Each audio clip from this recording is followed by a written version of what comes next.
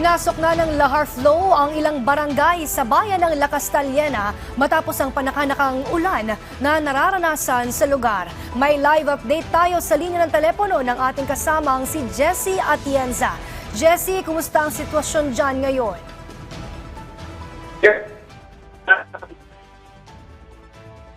Ang water dam ng barangay Kabakungan na bahagi ng bayan ng La Castellana, Negros Occidental.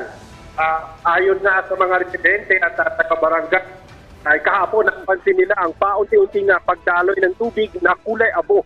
At dahil sa malakas na pag-ulan sa gabi at kaninang umaga, ay mas tumaas tubig na kulay abo na dumadaloy sa isang water dam sa sitio Barasan.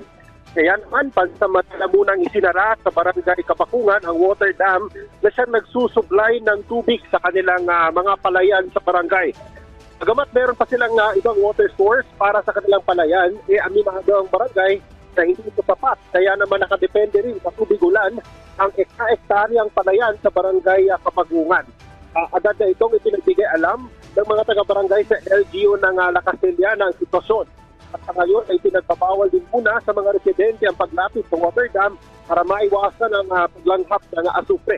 Nakita natin kanina na may bakas din ng lahar flow sa ilog ng barangay Biak na Bato.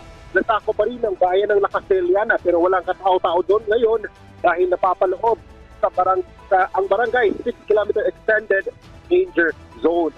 Yan muna mga huling balita mula dito sa lalawigan ng Negros Occidental. Balik kayo dyan sa studio, Princess. Maraming salamat, Jessie Atienza.